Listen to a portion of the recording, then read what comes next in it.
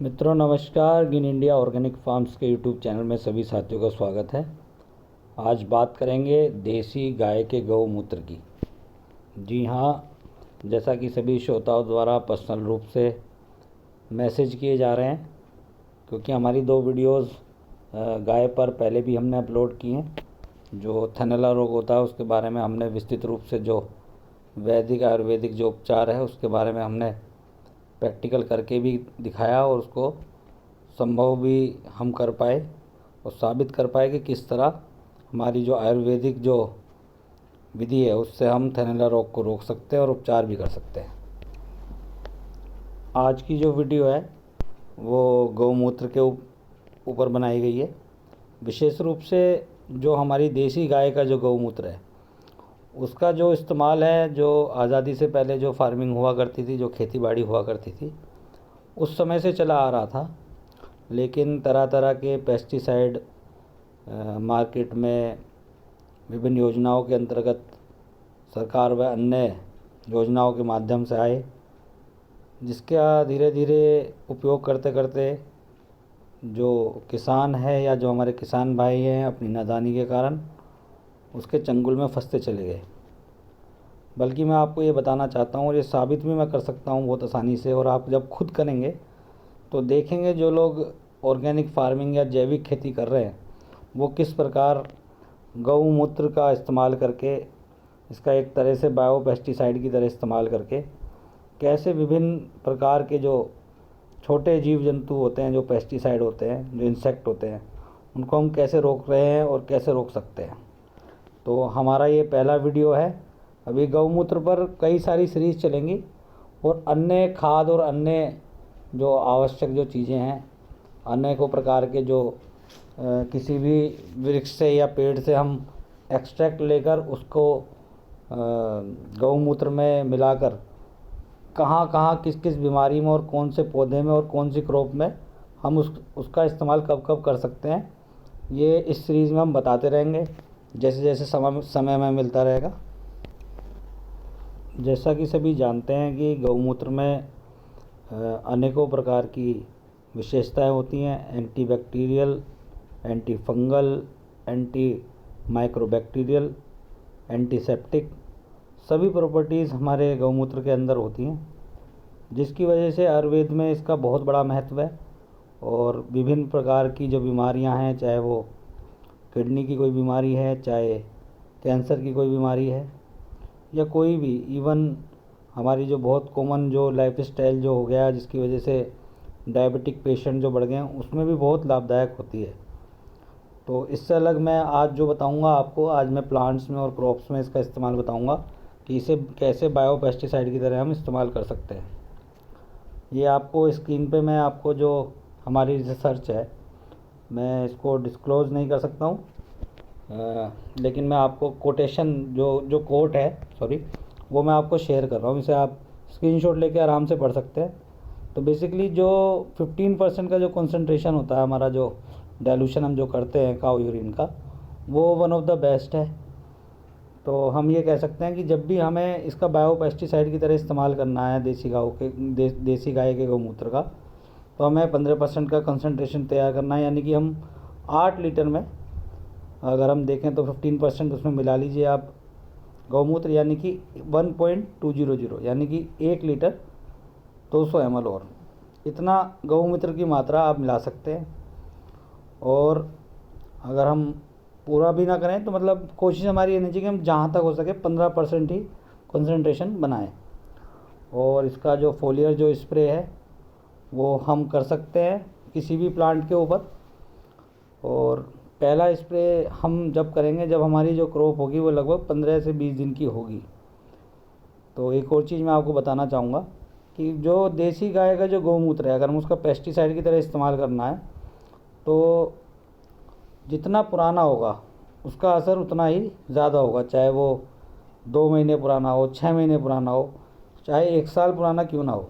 जितना पुराना गौमूत्र होगा उतना उसका पेस्टिसाइड की तरह ज़्यादा इस्तेमाल कर सकते हैं आप, उसका असर उतना ही अच्छा आएगा। गौमूत्र के कंटेंट के बारे में मैं आपको जानकारी दे देता हूँ। लगभग 95% जो गौमूत्र में होता है वो पानी होता है। बाकी यूरिया होता है जो 2.5%, यानी कि जो हम जो बाज़ार से या हम ब्लॉक से जो यूरिया लेके आते हैं उसकी आवश्यकता नहीं है। अगर आप चाहें तो गौमूत्र को आप इस्तेमाल कर सकते हैं सिंचाई में। तो लगभग 2.5% उसमें यूरिया होता है, और जो बाकी 2.5% है उसमें सभी खनिज पदार्थ जितने भी होते हैं और जितने अमीनो एसिड होते हैं, यानी कि जो बेसिकली जो हमारे जितने भी मिनरल्स हैं वो गौमूत्र में मिलते हैं। तो ये एक तरह का बायो फर्टिलाइज़र भी आप इसको बोल सकते हैं, पेस्टिसाइड के साथ साथ। अब इसका इस्तेमाल कब करना है और कितने दिनों पे करना है, मैंने आपको बताया कि 15 दिन की फसल होने पे आप पहला स्प्रे कीजिए। उसके बाद हर 15 दिन में आपको एक बार स्प्रे ज़रूर करना है इस अनुपात में, यानी कि 1 लीटर गौमूत्र या उससे थोड़ा सा 200 ml और ज़्यादा मिलाकर आप 8 लीटर की एक टंकी, मतलब यानी 8 लीटर आपका पानी और 1 लीटर ये गौमूत्र मिलाकर आपको स्प्रे करना है। 15 दिन में एक बार अवश्य करें, तो आपको बहुत ही बेहतरीन रिज़ल्ट आएंगे। हमारा वीडियो बनाने का उद्देश्य एक और है कि हम जिस गौशाला से जो गौमूत्र ले रहे हैं, मैं आपको वीडियो दिखा देता हूँ। हम अपने ग्रीन इंडिया ऑर्गेनिक फार्म्स में जिसकी 2 यूनिट हैं, एक हमारी मेरठ में है जो ग्राम शिवपुरा मेरठ में स्थित है, और जो दूसरी यूनिट है वो हमारी सेक्टर 2 राजनगर में स्थित है। तो हम गौशाला से लेते हैं केवल जो संकल्प की गाय जो होती हैं वहाँ पर बंधी हुई हैं। हमारी कोशिश ये है कि ग्रीन इंडिया की कि हम अब जो है आने वाले समय में जो है गौमूत्र भी बिक्री करेंगे, ताकि हम गौशाला को सपोर्ट कर सकें। जो मुनाफा होगा या जो हम मतलब वहाँ से हम जितना भी ले पाएंगे, हम केवल अपनी खेती में ही नहीं उसका इस्तेमाल लोगों के लिए भी करेंगे। तो कोई भी जो हमारा ग्रीन इंडिया का जो कस्टमर है और जो भी गाज़ियाबाद के जो लोग हैं, या कोई भी जो हमारी वीडियो देख रहे हैं, अगर लेना चाहते हैं तो हमसे संपर्क कर सकते हैं। उसके लिए मैंने अभी शेयर किया था आपको, बाकी डिटेल में डिस्क्रिप्शन में भी शेयर कर दूंगा, व्हाट्सएप नंबर आपको मिल जाएगा। तो हमारा बेसिकली उद्देश्य ये है कि हम गौशाला को भी सपोर्ट करें और गौ माता की इस तरह सेवा कर सकें। आप देख सकते हैं स्क्रीन में संग्राम सिंह जी हैं और हमारे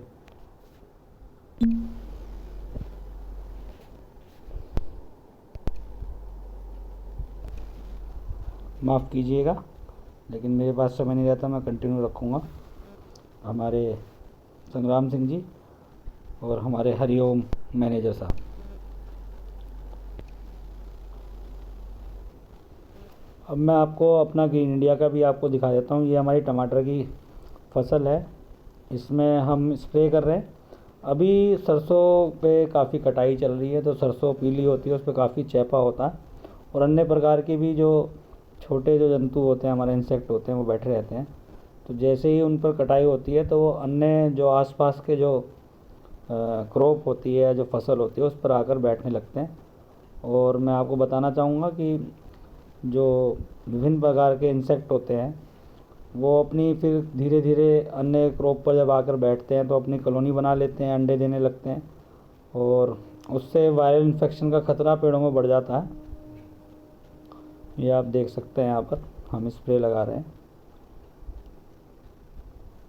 ये हमारे हरिओम जी हैं, और हम अभी इसको हर 15 दिन में स्प्रे लगाएंगे। और अगली वीडियो में मैं आपको एक जो हमारा स्प्रे है जो अलग तरह से हम जिसमें उपयोग कर सकते हैं गौमूत्र का, वो मैं आपको बताऊंगा। तो स्पष्ट है कि 15 दिन में एक बार स्प्रे करना है।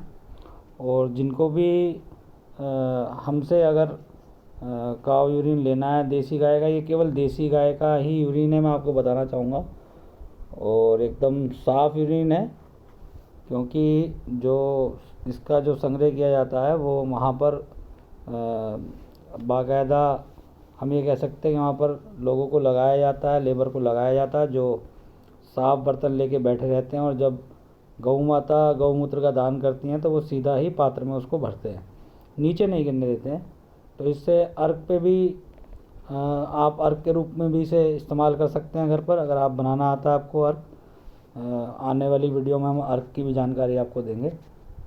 तो आपको एक चीज़ बस विशेष रूप से ध्यान रखनी है कि 15 दिन में एक बार आप ये स्प्रे कर सकते हैं इसी अनुपात में। और फर्मेंटेड जितना मतलब पुराना होगा उतना गौमूत्र पेस्टिसाइड की तरह ज़्यादा काम करेगा। ग्रीन इंडिया ऑर्गेनिक फार्म्स का आप एड्रेस नोट कर सकते हैं स्क्रीन से। और जैसा कि हम हर बार अपील करते हैं, क्योंकि हमारे जो मुख्य उद्देश्य है ग्रीन इंडिया का, स्पेन बायो NGO के साथ हम पूरे भारतवर्ष में पर्यावरण के लिए काम कर रहे हैं, तो हमारी जो अपील रहती है कि ज़्यादा से ज़्यादा वृक्ष लगाएं और पर्यावरण में योगदान दें। धन्यवाद। वीडियो अच्छी लगी हो तो लाइक करें, सब्सक्राइब करें और शेयर करें। जय हिंद।